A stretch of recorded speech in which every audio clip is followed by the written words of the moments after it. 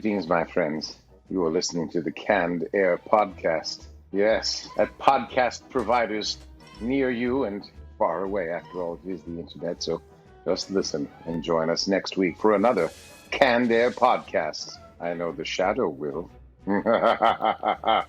As will the brain. Yes.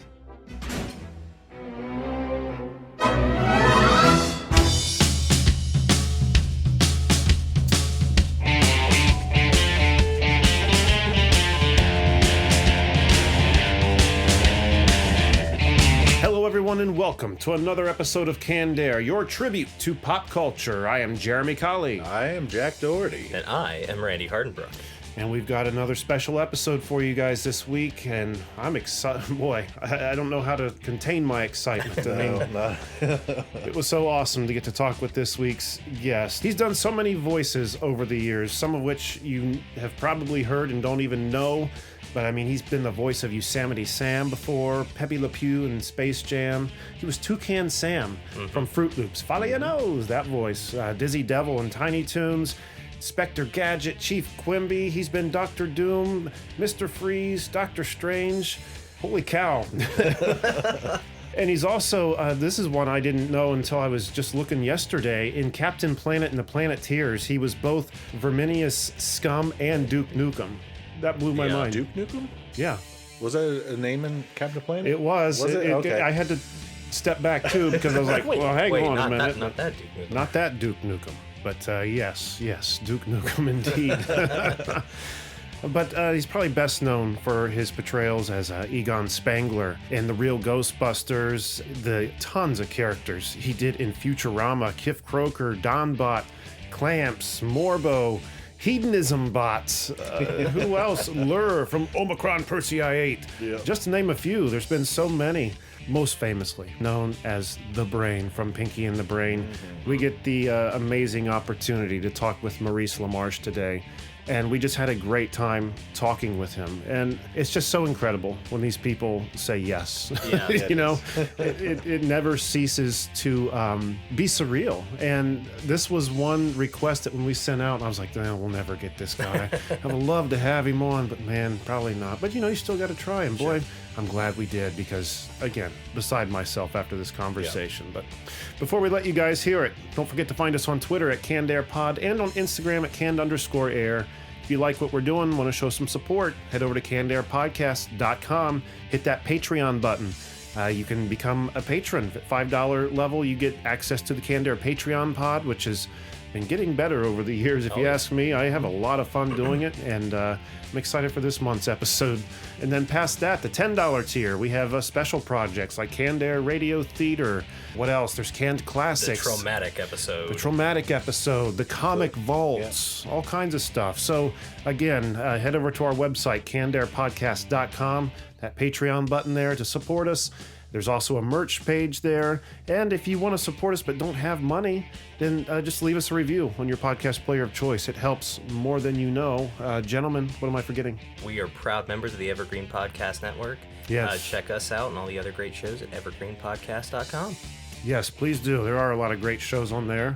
And you can check them out after you've checked us out. But I guess if you're hearing this, you already are checking us out, right? All right. Well, enough of all that. Let's just jump right into our conversation with Maurice LaMarche.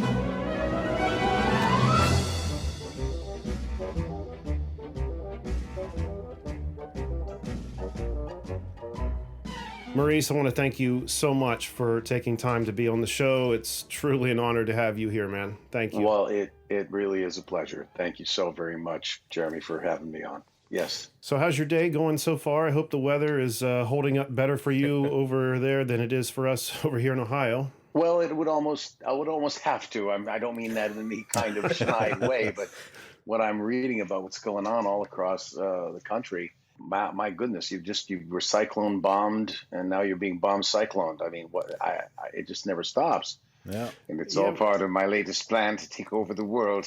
Oh my God. Yes. I have invented a weather machine without Pinky's help, thank goodness. That's Well, why that it's makes working. a lot of sense as to what's happening out Yeah, there. exactly. We dodged the Yes. bullet the first time, but it looks like we're really going to get it. It's been raining all day, and here in about an hour or two, it's supposed to start snowing for the next 24 hours. So, Oh, good. So snow with rain underneath it. Multiple inches of that snow, so it's going to be great. Oh my God, you guys, be careful. I mean, the slipping, the falling, and it's worse the older we get. So let's stay on our feet. I can't afford a fall right now. No, none of us can. No. Well, anyway, again, thank you for being here. And I just want to start, I guess, right back at your childhood. What were you like as a child growing up in Ontario? Okay, so we're going for therapy now. I never felt truly loved. Appreciated, but not loved. That's like by the way, my bugaboo, as hot as Ted Lasso is, and how much that's come into our culture, saying, "I appreciate you." Yeah. I hate "I appreciate you." Never tell me you appreciate me. Tell me you appreciate something I did for you. Tell me you like me. Tell me you love me. Tell me you love spending time with me. But I don't know. I don't believe in whole person appreciation. Right, that means you have to same here. appreciate, like, you have to appreciate my first dump this morning, because that's part of it. That's something to talk about. I appreciate you is for people who just, I don't know, don't seem to have anything stronger to say. It's to me, wishy-washy. But not that I appreciate that you appreciate me and you appreciate my body of work. But I know you secretly love me, each and every one of you guys, don't you? Absolutely. There's no doubt Don't about it. Secrets out. Yeah, of course. So, childhood was an interesting thing for me. I was fine. My mother would always say you were fine until we sent you to school.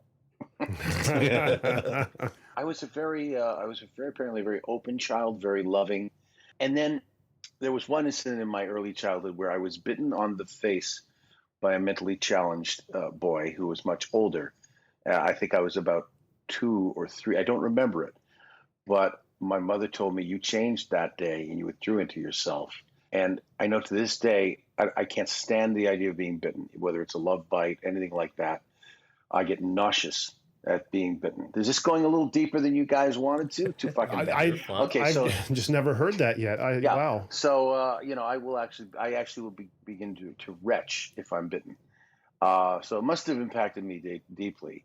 I don't know how it leads into a career in voiceover, but I think once I got to school, I immediately felt like I didn't fit, like my antics and all the TV I absorbed as a child, staying home prior to kindergarten age.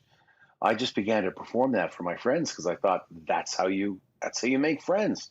You make them laugh. So I would do Popeye and I would do Newton from the Hercules cartoon. You guys remember the Hercules cartoon? I don't personally. Do you guys? Hercules, hero of song and story. Hercules. Now that sounds familiar. Hero of ancient glory.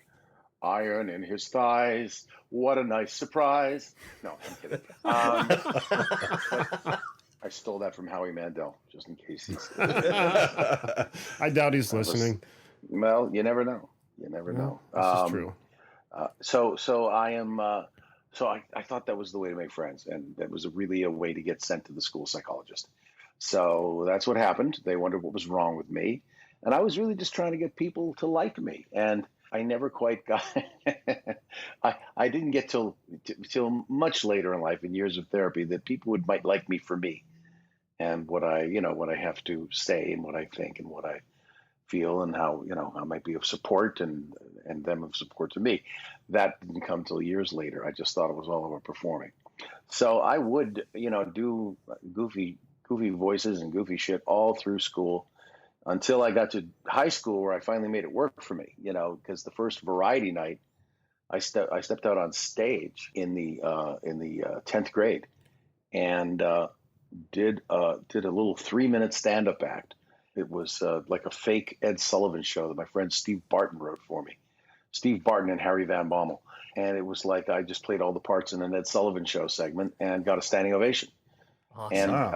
And, I can't remember the material. It could have been, very funny material. We may have employed some old jokes, but I just went out and did it. And man, if I didn't finally feel like I had a place in the world, finally felt like the puzzle piece that fit, we popped it in. That's what I'm supposed to do. I'm supposed to perform. I'm supposed to be on a stage. And that's what made your stand-up career take off then, right? Was that moment?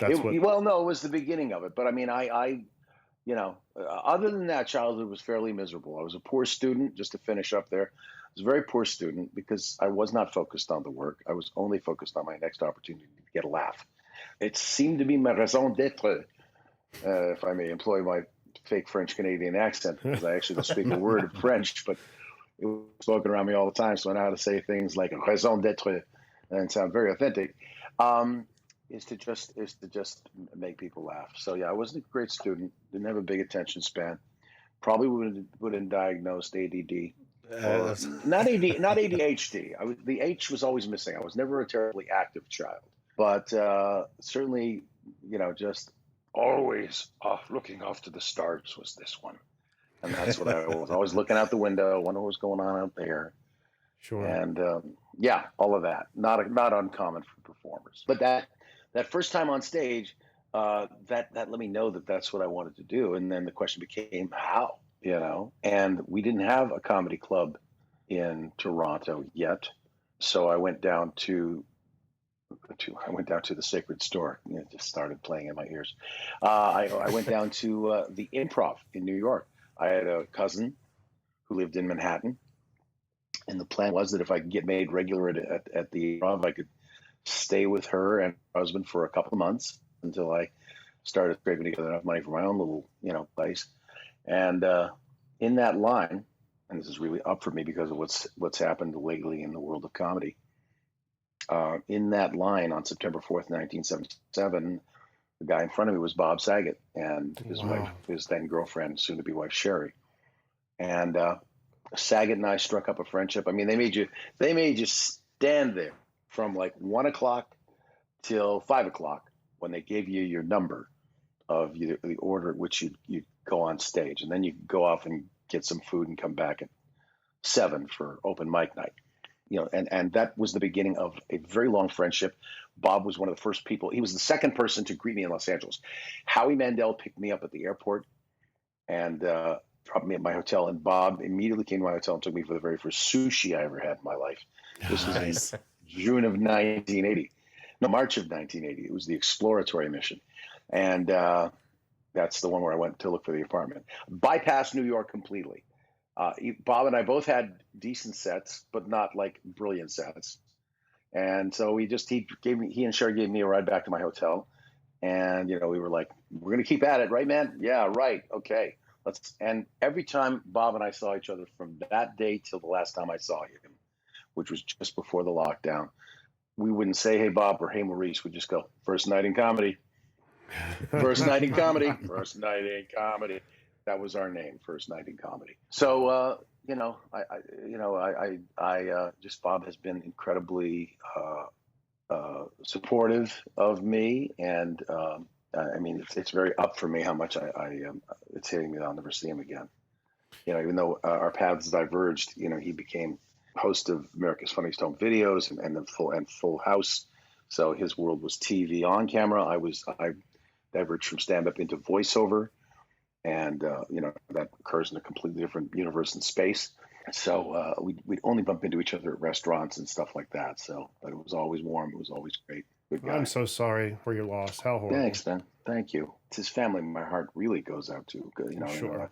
If I think I've lost something, it's got to be so hard on them. I can't imagine. Yeah, I can't. But thank you, Jeremy. Thank you. So, touching on your stand-up here, where then did you touring with Rodney Dangerfield? How did that come to be? How did that even happen for you? Because, man, what an experience. Well, that came to be because Jim Carrey fell out. He couldn't make it. It was a San Francisco gig, oddly enough, the day before Valentine's Day in 1981. And Rodney had met Jim, I think, either earlier that year or even late in 1980, and they became very fast friends. And Rodney immediately put Jim on the road with him.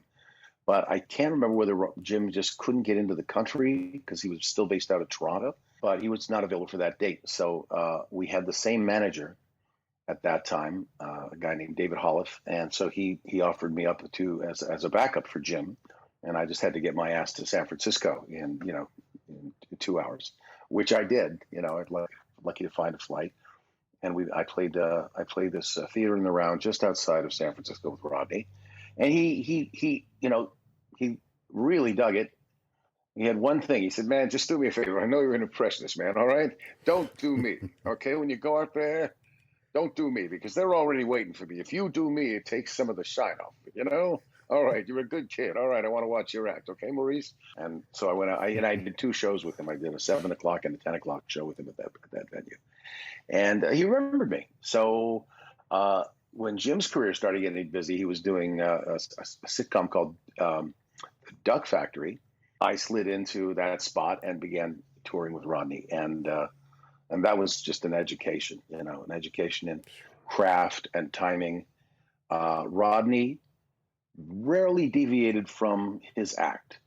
And yet every night you went out there, you would swear he was making it up off the top of his head. Wow. That's how brilliant he was.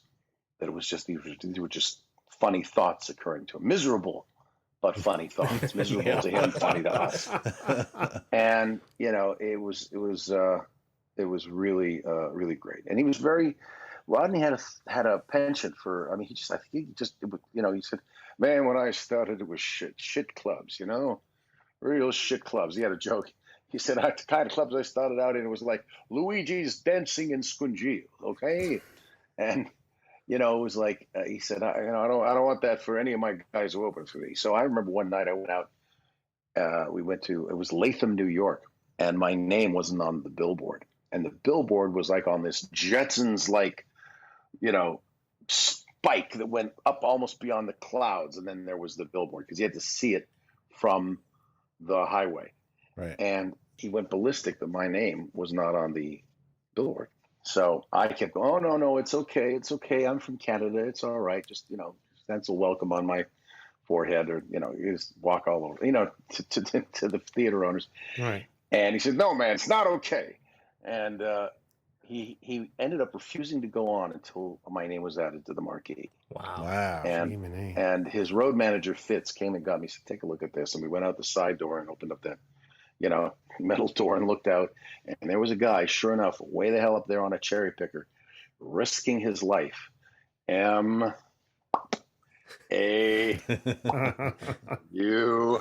And my name went up on the billboard. So, that is awesome. Said, "Your job's hard enough, man, without them not knowing you're there, okay? They got to know they're going to see an opening act. All right, man, you're okay. All right." He always ended every conversation with that. Like, "Okay, you're all right. You're a good kid, okay?"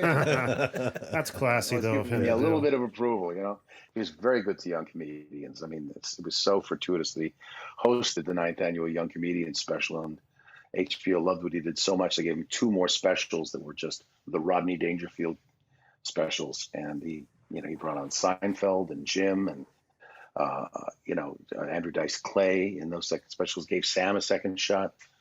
So my association with Rodney Dangerfield is one of the most gratifying and rewarding things that have happened to me in my career, and I'll owe him forever. That is absolutely incredible. What a cool guy, man. Yeah, that is so awesome to hear. And I encourage everybody at home to check out your stand-up on YouTube, because I've been watching it in the past couple days here, getting ready, and damn, is it just, it's so good. Your Nixon impression is fantastic. Carson, Johnny Carson, as a young boy. You must have gone back to some evening at the Improvs then or something. I did. Yes, I did. Goodness gracious. And see, that skinny young man bears no resemblance to the Fred Flintstone that sits in front of you today. Well, where's my Brontosaurus burger? Wow, you're making the hair on my arm stand up. Big. Yeah. Incredible. Your first major VO job was Egon Spengler, and I've heard you say that when you guys were all brought in to audition, that you were all told no impressions of the guys from the movie. No impressions of the guys from the movies. We don't want to see that. If we wanted to make that, we would try and get Bill and Danny and Harold and Ernie in here. Now, strangely enough, Ernie was auditioning to play Winston Zeddemore, and so was Arsenio Hall. And Arsenio looked at me. I mean, we knew each other from the Comedy Store, and Arsenio looked over at me and mouthed the words, "What the fuck am I doing here?" And I just shrugged because I was the only other stand-up in the room. So, it's like we had that connection, and I just went, "I don't know, man."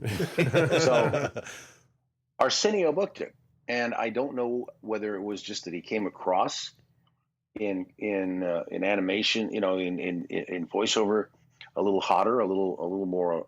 I don't know. I don't want to disparage Ernie in any way, shape, or form, or it may have been, and I prefer to think this, that Ernie booked himself a film or something, or a TV show, and decided he wouldn't have the time to do both, because they were booking us straight up for 105 episodes. Wow. 65 syndicated episodes and 30 network episodes. So Wow. Sorry, that's 95. My addition is well, I'm in Canadian, so I'm exchanging, making it more Right. valuable. But they said right out, don't do the guys from the movies. And so Lorenzo Music ended up with the job because he had his own vibe. That if you ever saw a Garfield special, Oh yeah.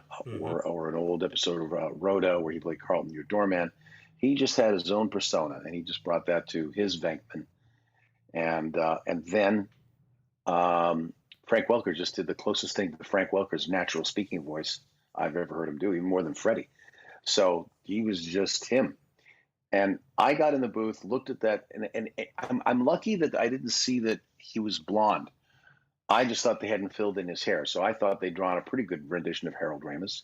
Right. And I just went, I have no other ideas than to do an impression. So I'll just screw the pooch in here, but I'll read this as Harold, because the only other thing that came to me was this Poindextery voice, which I did as my take two. And they went, yeah, no, that's not it. So I did my Harold, and then off I went. And I knew I hadn't gotten it, and Arsenio knew he hadn't gotten it. And then we both got calls that we were, the new real Ghostbusters, and get ready for, a couple of years worth of work, which is a really nice thing to go from Jump Street. My actual first, my first big job was Inspector Gadget with the same production company, Deke Entertainment. I played the chief in the second season. Oh yeah, Quimby. Because they had done first 65 up in Toronto, my hometown, but I was living here. And so I think Chris Wiggins played Quimby in the first 65. And then they brought it down. They brought it down to the States because Don Adams was done doing the job he was doing up there. He was doing a sitcom in Toronto. And so he wanted to move home. And so they recast it with, after SAG people. So I was very, very lucky to be in on that. That was really where I cut my teeth. Because, boy, working with somebody like Don Adams, who was, from my childhood, and even in my adulthood, I still think Get Smart's one of the funniest sitcoms ever created. Because it was played like drama with this idiot in the middle of it. Maybe a couple of idiots, but it was like the plots were very serious and the danger was real. So, but here was Maxwell Small, Agent 86, and his shoe phone. In fact, Don Adams told me once that I said, what was Ed Platt like? Because I just thought he was so great because he played the whole series as though he had a migraine headache. He said, Ed Platt was the glue of Get Smart because he decided that he was going to play it like drama, like he was in a serious show about the Secret Service, but once a week he had to deal with this moron named Maxwell Smart. And I said, that's brilliant. That's absolutely genius. He said, yes, because any other actor would have been like the boss, the guys who play the boss on Bewitched every week, would do something way too big. Max, what are you doing? Mm-hmm. And he said, and Ed would play it like, Max, what are you doing? And it was that. So I took that. And then, in fact, I always play the brain with drama. I play everything with drama. I play everything I do straight. I never play the joke. I play the pain of the character. And if I have maybe any kind of unique note, it's that I do curmudgeons really well because they're always exhausted with the neurons around them. So, well, you did it very well. Well, thank you. Jumping back to Egon really quick, and this is going to be a little off the wall, but I have to ask because, boy, this is a prominent memory from when I was a child. When Ghostbusters 2 was coming out, they did a promotional contest for the film where in your cereal box of Ghostbusters cereal, you could get a small vinyl record, put it on the record player and drop the needle, and Egon would come on and tell you, read you a few questions about a contest, and, you could reply on your 3x5 note card to see if you actually get a chance to meet the real Egon Spengler. Well, what's interesting about it to me was that, Rob Paulsen was the narrator on this vinyl as well. Is this the first time you guys we were voices yet to meet? were... We did not meet, but I guess that's the first time our voices ever blended was on that little record. Yeah. Rob and I would meet in 1989 on first we did an episode of The New Adventures of Johnny Quest together where he played Haji. And then even right there I knew I'd met somebody special. Sure. A guy who we discovered that we both knew all the words to most Monty Python sketches. And could play on each other. And then we ended up on Attack of the Killer Tomatoes. And so we did I think 2 seasons of that and we became good friends with John Aston, who we discovered, first of all, just in childhood hero, guy we watched on TV, and he's the nicest guy, the sweetest guy. And John and I discovered we have the same natal birthday. Why did I say it like that? We have the same birth date, obviously in different years. So from that job to this, John and I one of us has called the other on March 30th to wish the other a happy birthday. That's awesome. So, yeah, he's a great guy. He's still so facile, and he's teaching. He is the drama department at Johns Hopkins University, which was his alma mater. Oh wow! Yeah. Don't you have that vinyl still? No, I wish I still did. I remember you played it on the show a while ago. About 3 or 4 years ago. I just found it on YouTube, and I'll actually clip it in here from YouTube for the listeners to hear. But I'd love to hear. I'd love to hear it too. I'll hear it. I'll hear it when this goes out.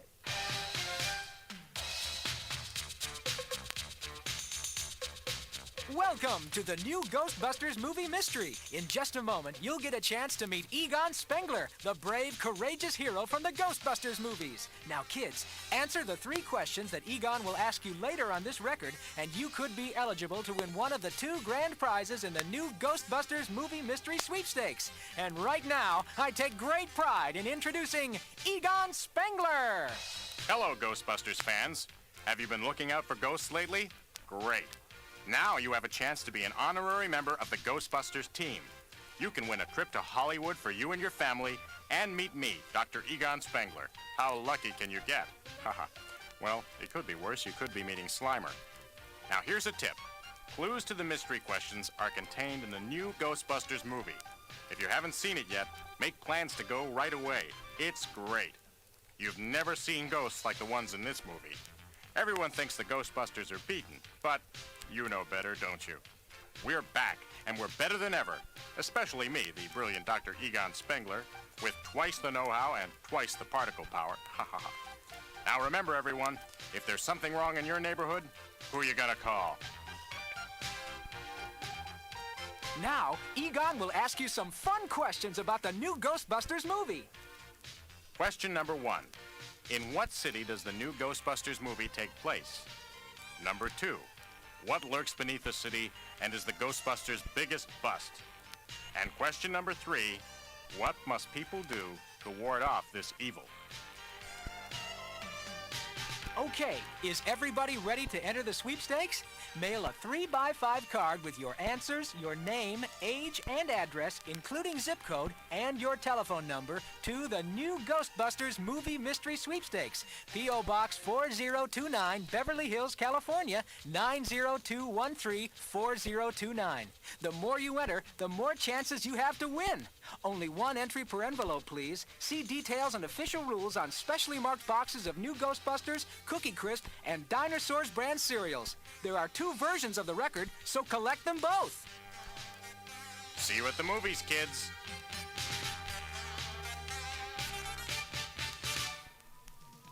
We're going to take a break from our conversation right here to jump to commercial, but stick around. When we come back, more with Maurice LaMarche. So how much of your background from your stand-up do you pull into your voiceover acting? Well, it's all grist for the mill, including all the acting classes I was in. I was in acting class like every other actor in New York. I was just very lucky. I didn't have any acting teachers who messed with me. Some acting coaches like to really fuck with your head, and break you down to build you back up. I don't know how that works. The only thing that's ever worked for me is building my confidence. The more confidence I have, the better I am. Right. Gotcha. So I had a wonderful teacher named Joan Darling, and her big thing was just let yourself laugh in the scene, even if it's drama. If you feel a laugh coming, do it, let it out, because laughter brings you back to the present. That goes in there, and all the stand-up, everything. I've never taken a voiceover workshop. I just Wow. know from the tiny bit of radio that I did in Canada, which was a college radio station, and yet I wasn't a member of the college. My friend was, so just had me on the show. Every Sunday we go down and make like radio comedy. This is just all stuff. We did some wild stuff. That was the first. In fact, when I was doing the show at that station, there was this standee of C-3PO and R2-D2, and the words Star Wars, and I said, "What's this?" And he's like, "I don't know. They sent it to us. Apparently it's coming out this summer." Some science fiction movie. And I was like, well, I can't imagine it'll be any better than 2001: A Space Odyssey. That's a real science fiction movie. I don't understand robots. This one looks like a garbage can. And I was like, and it was like a good 6 months away from dropping. They didn't use the word dropping in those days, but premiering. And so all of that just comes to bear. I just use everything. Certainly stand-up. Stand-up taught me things about timing, about how to work an audience, about how to hold for a laugh. And even if you're recording in a booth and you can't hear the laughs, I do keep my eye on the engineer and the voice director and maybe the producer and the writer there in the back. And I just try to crack them up, even if I only just see it. Yeah, technically their audience. They are. Anybody within the sound of my voice is my audience. Mm-hmm. So that's, I still play to an audience. But yeah, that's really about it. All the voices I did, of course, came to bear in terms of getting cast. In fact, the first agent who did voiceover who came to see me was a woman named Nina Nissenholtz, who had just started the voiceover department at William Morris. And she came down because I was with William Morris for personal appearances, as a stand-up. And I probably did 40 voices in a 5-minute set. And she said, with your facility for changing back and forth like that, you could create voices just by blending two voices into a unique voice. And I think you'd be a natural for voiceover. So she sent me out for a year before I booked a job. And, what was missing, I think, from at the beginning was that I was good at the voices and not quite as good at the acting. So, as I now say to anybody who asks me for advice, just remember voice acting is small V, big A. Rob says the same thing. It's almost like our pattern, but it's true. It's much more important to be a good actor in voiceover than it is to be a good voice man or woman or person, a good voice person. We've got to touch on everything you've done in all of Matt Groening's shows. I mean, you voiced The Simpsons, voices in The Simpsons, Disenchantment, but of course, Futurama with the long list of characters you did. Could we do a roll call of a few of these characters? Would that be possible? Roll calls do not work that way. Good night. Hi, my name is Lrrr, ruler of the planet Omicron Persei 8, and I had nothing to do with this variant. Can I quarantine on your couch? Do you hear the difference between those two voices? Yes, they are absolutely. quite different. Even though I use the same vocal tension, their attitudes are completely different. So let's see, who else? Oh, Lieutenant Kif Kroker, of course. Gentlemen, please, Jeremy, Randy, Jack, hide me. Captain Brannigan wants me to manscape him before our next mission. Ooh.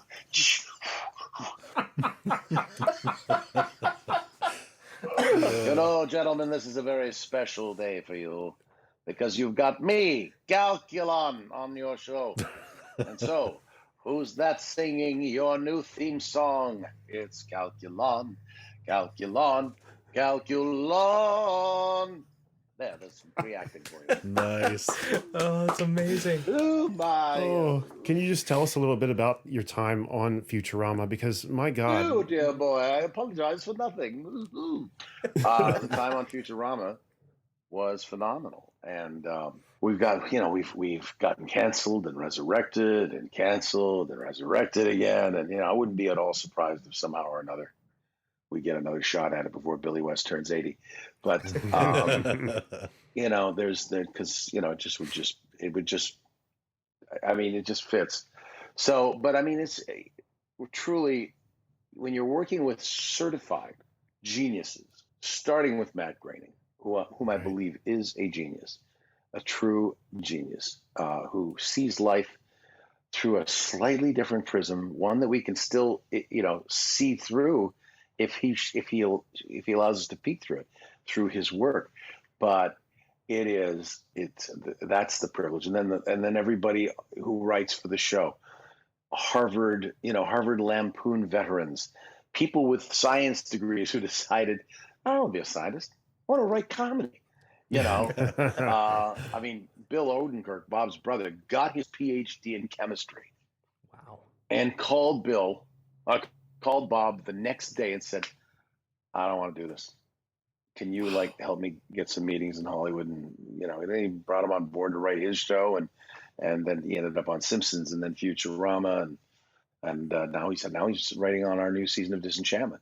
David X. Cohen, math whiz, math genius, Al Jean, from The Simpsons. I mean, again, another math genius they're just, they all bond over their math and their physics. And it's so funny to watch them talk about theorems, and then there's the other half of the writer's room that really knows jokes. Guys like Mike Rowe, who just is a comedy guy. He just knows joke construction and is brilliant at that.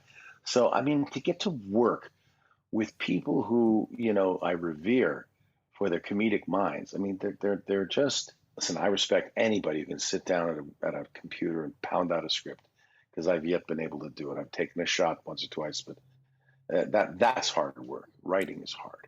Right. But so anybody whose script I've ever performed, hats off to you. But these guys are just kind of like in a class by themselves.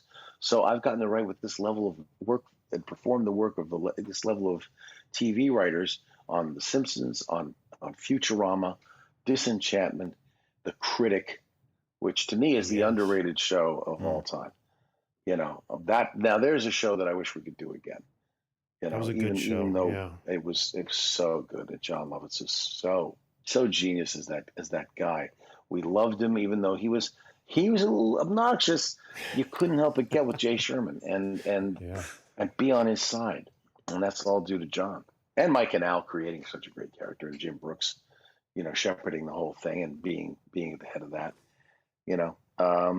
So I've gotten to work on some really intelligently written stuff, and I count Pinky and the Brain, and Captain Simeon and the Space Monkeys, another unsung show that was written by my dear departed friend Gordon Bresack. Good science fiction. We had Star Trek writers. DC Fontana contributed a couple of scripts, and so that was really a well-written show. I mean, I've been on stuff that was serviceable, and I've been on stuff that's really well written, and that's the gratifying part for me is getting a great script. It's not doing the voices and pulling a bunch of voices out of my little bag of tricks. It's, God, this joke is clever. Right. Oh man, that's amazing. What a well-oiled machine. So many pistons firing. Before we touch on Pinky and the Brain really quick, there's a talent that you possess amongst all the talent you have that is just, I've never seen anything like it. And you probably already know what I'm going to bring up. Holy cow, yeah. I was prepping for it while you're got close to it. I'm that predictable. Where does that come from? Where do you summon that from? I first cobbled together that sound. I won't say created, because it's just anybody could do it. When I was in 5th grade, I bought my first plastic vomit and I knew it needed a sound to go with it if I was really going to pull off the gag in the middle of school. And so in the middle of class, I folded it up as tightly as I could, and I put it in my mouth, and I started doing that. And then I thought, what are you going to do? You got to make a good sound. So I thought, I'm going to turn my tongue inside out and then rasp my voice inside. So it's really what it is. It's like Tuvan throat singing. You know, the Tuvan monks who can get their voices down there. Right. I'm so I make echo chamber. I guess, you know what? There's a segment of the population that can do, that thing with their tongue, and then there's people that just stick it out and it's just flat. But I'm in that segment that can do that. Yeah. So I just do that. And then I go. Man, it hurts. So since you guys aren't paying me, that's all you're going to get from me. That's They paid me well over scale in Elf to do the Buddy 15-second long burp. But yeah. Wow. Let's jump over to the brain. And I've heard you say everywhere I've looked, and it's obvious that, Orson Welles was largely the inspiration for the voice of the brain. Right. But, kind of like you were saying earlier, when bringing a character to life, you're mixing a little bit of this person, that person. Is there anything else that goes into the brain, like a pinch of this, a pinch of that, or is it just your take on Orson Welles solely? Well, Brain started out as a pure Orson Welles, because when I auditioned for it, that's what the model sheet looked like, and he still does in the classic 3/4 pose. I only saw Orson Welles' face there. So I thought, they've drawn me this character, because they've heard me forever doing the frozen peas outtakes that were from the Findus Frozen Foods is a company still in Britain. And so there's a famous outtake of Orson really kind of doing a slow burn down to complete meltdown, where he literally walks out of the thing going, it isn't worth it. No money is worth this. So I thought, well, here they are. I could do the whole thing for 5 minutes. It's a 5-minute long thing. And some people have a, great Shakespeare, soliloquy prepared. My prepped piece is, we know a remote farm in Lincolnshire where Mrs. Buckley lives. Every July, peas grow there. We aren't even in the field, you see. No, we're not. We're talking about them growing, and she's picked them. I don't understand you then.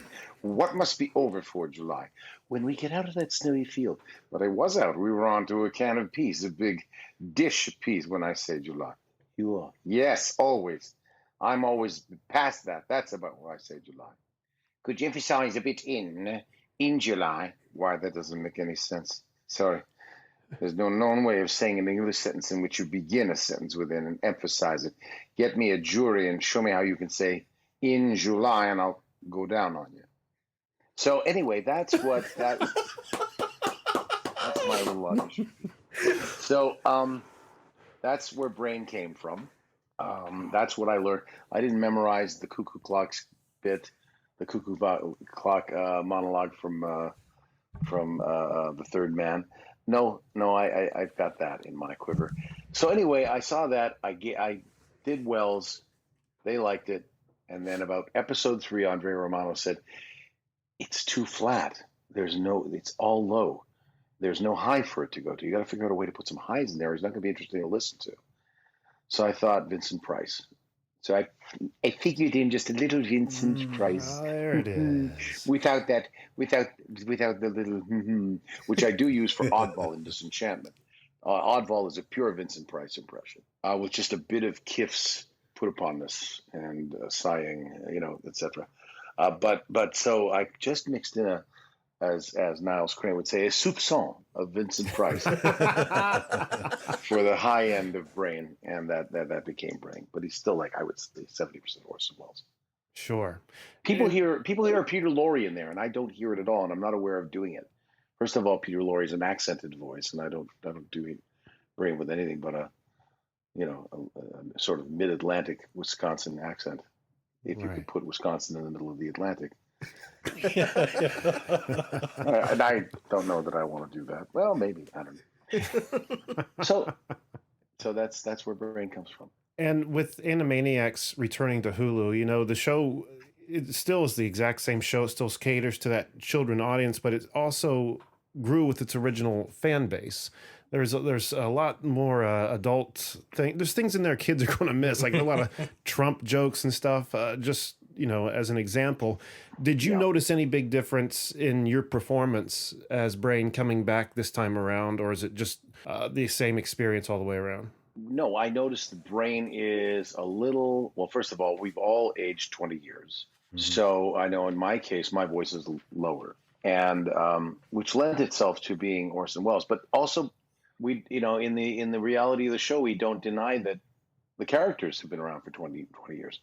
Animaniacs, the Yakko, Wacko, and Dot acknowledged that they've been up in that water tower for 22 years. Yeah. Pinky and the Brain have been trying to take over the world. Well, there was one plan that launched the new iteration where Brain invents the internet, and it's just he doesn't have any overt plans. But when that plan fails, he's pissed off. It's been 22 years. He still hasn't taken over the world. So the whole show is a little edgier, I think. I mean, it's even more for the adults who can watch with the kids than our original series. Yeah. So I'm finding it's not as jokey a show. There aren't as many actual jokes in it, but that suits this time. Absolutely. We are. I think if you look at most comedy on the air now, it is not driven by jokes. It's driven by character. It's driven by situations. The Office, Veep, Modern Family. These are all shows that nobody's writing clever Neil Simon-esque Bone Mott's in it. It's just just like what are these kooky characters doing? Right. So. When I say kooky in that kind of 1950s Sammy Davis way, almost as a counterpoint to what they're doing. It's all about holding on a character and jiggling the camera a little bit while they look like an idiot for what they've just said. So, so our show, I think, matches that. Edgier, it definitely fits in with the times. It's a little closer to Rick and Morty than the original show. Yeah, well put. And yet everybody can go back to the original show and enjoy that too. I still would not. I would say that Bubba Bo Bob Brain is one of the funniest things we've done. Whether it's you watch it in 1993 or whether you watch it in 2022, it's still a hilarious episode. A legendary tale. With Brain writing this piece of mythology about Peach Pit. He's Johnny Brain, Peach Pit, Bill Boone Crockett. He has a computer, create the ultimate American, myth.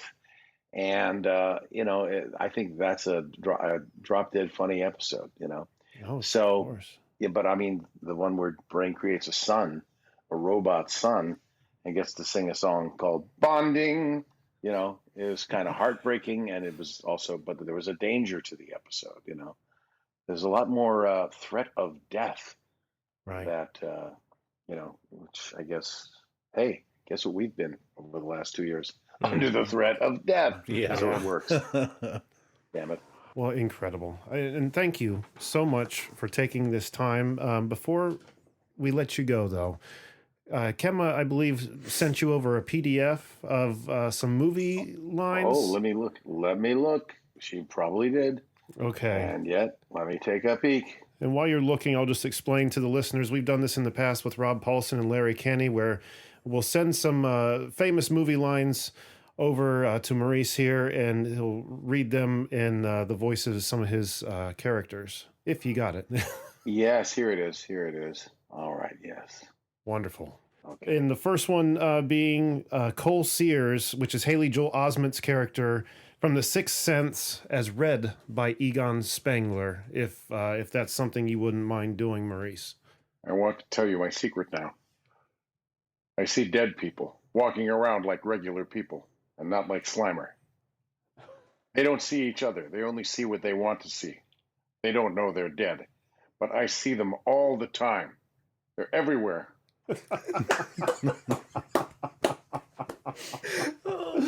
Oh my God, that was awesome. And okay, so the next one is Yoda from The Empire Strikes Back, as read by Morbo the newscaster. Judge me by my size, do you? And well, you should not. For my ally is the Force, and windmills, which do not work the way you think they do. And a powerful ally it is. Life creates it, makes it grow. Its energy surrounds us and binds us. Luminous beings are we, not this crude matter. You must feel the Force around you, here, between you, me, the tree, the rock. Linda? Everywhere. Yes.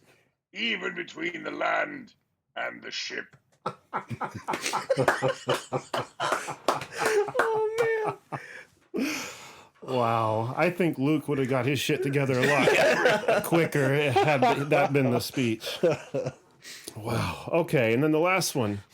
Brian Mills' speech, which is Liam Neeson's character in Taken, as read by the brain. I don't know who you are. I don't know what you want. If you're looking for ransom, I can tell you I don't have any money. But I will soon have some after I build an infundibulator, which will cause all human beings to be magnetized to the earth and then stuck in place until they give me what I want. Yes, money enough to build another infundibulator. Sorry, let me go back and start again. If you're looking for ransom, I can tell you I don't have money. But what I do have are a very particular set of skills. Skills that I have acquired over a very long career. Skills that make me a nightmare for people like you and for mice like Pinky. If you let my Pinky go now, that will be the end of it. I will not look for you. I will not pursue you. But if you don't, I will look for you. I will find you. And I will kill you. And then take over the world. Oh, thank you for that. Oh my God, thank you so freaking much. That was hilarious. And love the ad libs on that. Yeah. Oh my God. Maurice, thank you so much for taking time to be here with us tonight. This has been beyond a pleasure. Thank you so much. Thank you. Thanks. Yes. Bye-bye. Stay safe. Well, we'll do our best. You too. Put your cleats on before you go out tomorrow. Or snowshoes. Yes. I got the dog sled ready. Yay. All right. Bust up that ice, for Christ's sake. All right. See you later, guys. Thanks so much. Stay well. Bye-bye.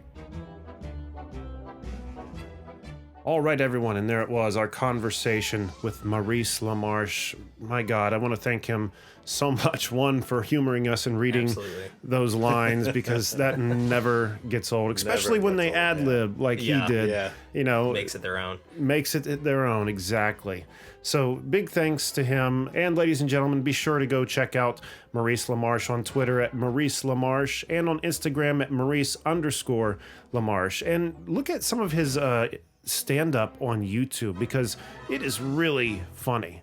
And his impressions are stellar. Again, his Johnny Carson as a child, holy hell, you guys have got to see it. Yeah, I'll check that out. It is so fucking good. So good. But again, big thanks to him for being on the show. And Jack, what do we have on the website? Go to cannedairpodcast.com, where you can read about the show, listen to the show, see us on our show from our YouTube channel, merch, and our Patreon page. And there it you is. Can reach out and contact us. Sure can. And you can find us on Twitter at CannedAirPod and on Instagram at canned_air. And again, on that website, there's a few different ways you can support us.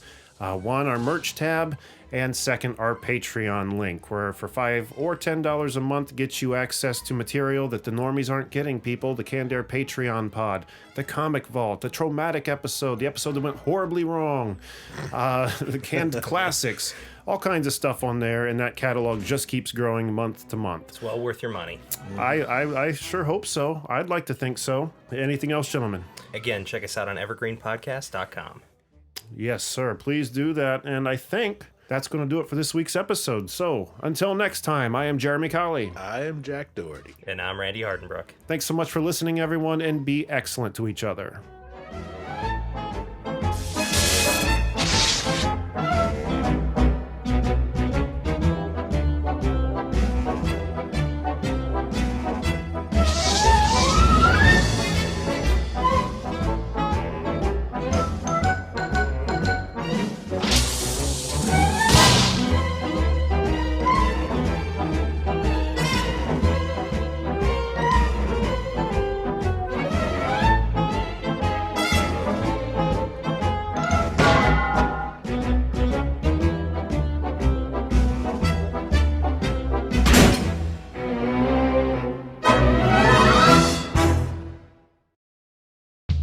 This has been a Canned Air production.